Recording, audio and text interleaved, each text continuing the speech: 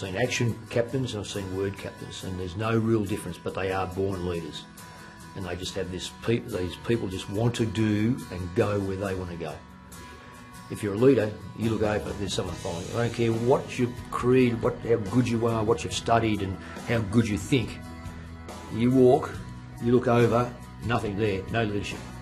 Mark Murphy, highly skilled, works hard, knows the game back to front, young, enthusiastic and screaming out for success.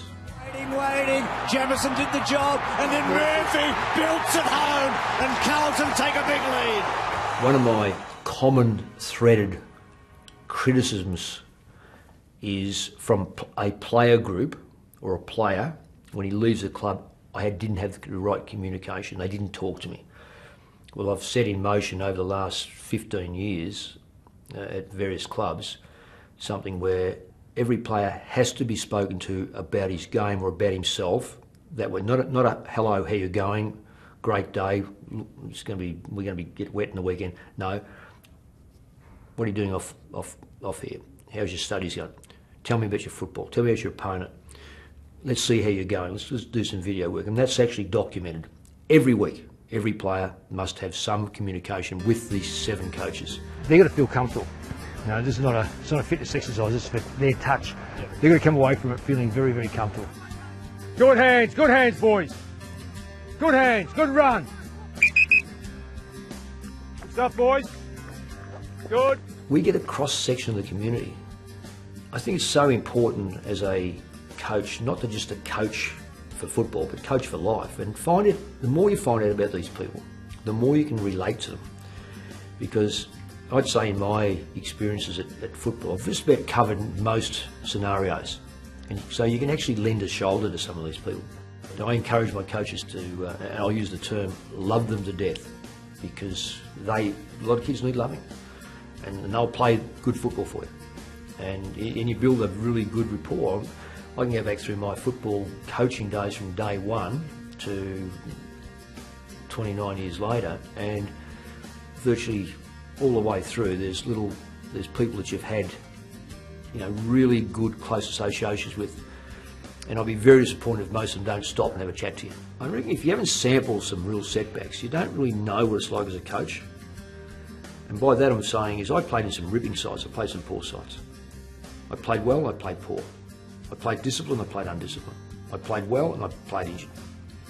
And I've been right through the whole gambit for 12 years of football. It served me very well. I hated it as a player because I wanted to be winning, but it didn't. But when I started to coach, no player could come to me and say, you don't understand me, because I reckon I understood most players. He's all for family. He's also very mindful of the fact that as much as he pushes his staff and the coaches to do everything to make sure that we're well prepared, you know, he'll also say you need to go home and spend some time with your family. So I think that's a really good balance, and that makes people want to work harder for you too. He's been fantastic around the place, breath of fresh air. As I said before, he's made the staff feel really part of it, and the team has really responded already. So that's the big thing he's brought, and he's a hard man, let's make no about that, but he can gel the whole group together. That's what he's good at. That evil look that he gives you, like the hawk. I think I pronounced it as a hawk. When he gets that evil stare and you know there's something wrong, he gives you that look, and you know you sink back into your shell a little bit. He's pretty easy to talk to. Got to pick your right moments about when to joke, but I think it's the same with any coach. So yeah, he's been a bit of a breath of fresh air to a few boys. So yeah, now games are starting to come along now. He's starting to get a little bit more anxious, but no, he's been great. You know, you think of Mick Malthouse as a scary person and, you know, intimidating, but once you get to meet the guy, you know, he's a very family orientated person, and you know, he loves his family, and he gives a lot to you, and he's not scary after all.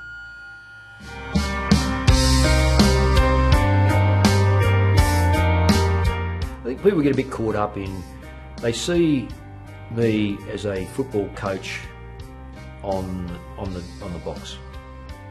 Game time. That's operation time. That's fully committed to that cause. Nothing else interests me. At that time when I step into that coach's box or go into that ground, to the end of that, that is club time, that is player time, that is me giving everything I possibly can, and they judge, people judge you on that time. I am a different person away from that time. I enjoy a lot of things, and you know, outside of family, I enjoy international news. I enjoy the bushwalks. I enjoy all the bits and pieces I touch on that I'm no good at anything, but anthropology, astronomy, biology, etc. I like to know it. I'm not good enough for it, but I like to know it. But when I put my game day head on, you're judged.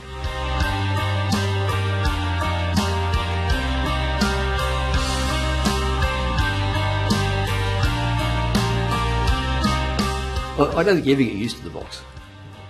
My poor old mum, my old late mum, she said,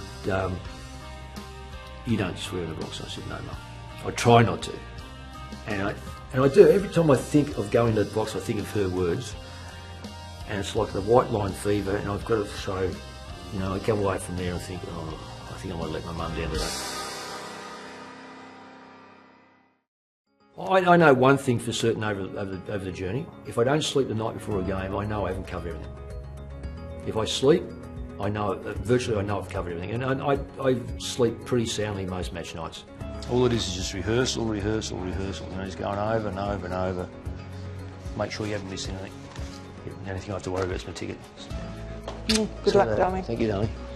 My time going to a match is the only real time that, you know, you really do have just that free, and I call it my time, selfish time, my time. You know, I like to have a kick before I go. Now, is that a superstition? No, it's just I like to get rid of a bit of nervous energy, and I haven't really found anyone that wants to have a kick with me yet. And that's really, at the previous club I did, I had someone who was religiously looking for me and me for him to have a kick of the footy. And it was good because we enjoyed each other's company. But until you get into a new rhythm in a football club, you don't want to impose on people. You know, I'm calm right now. 2 or 3 years ago, grand final, NAB Cup, gridlock. I got out of the car. I got out of the car and walked. Nanette got into the driver's side and drove. I walked. And but I wasn't maverick because dozens of other people were late, inclusive of our opponents. So it was madness, but I didn't know how far down the track I could go. So it was far better to me get out and walk, even though I look, you know, like I am dressed in the club uniform, that sort of stuff. Didn't start to worry about preciously, you know, what you look like. Just get there. But I'll give you, if I can get this up, I'll give you a bit of a rundown of what I really listen to. It's not bad. Don't make it bad. Take a sad song and make it. Have I blown your ears apart yet? And also Bee Gees. Love the Bee Gees. Is this showing my age? See, now I'll get there nice and relaxed. Great sax. Hey? Some good ones. I'm old-fashioned. Now, I'm gonna break your eardrums. There we go. I don't think it's loud enough yet.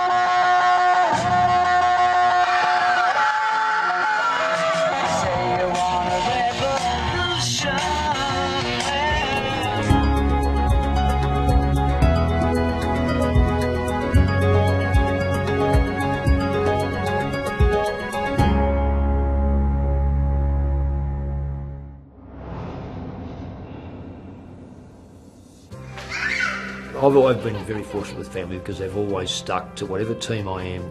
They think I'm the team and they support that team and they give 100%. He's really loving it. I think having that year away and sort of almost having that taken away from him, as the kids said to me, we didn't realise how much he missed it.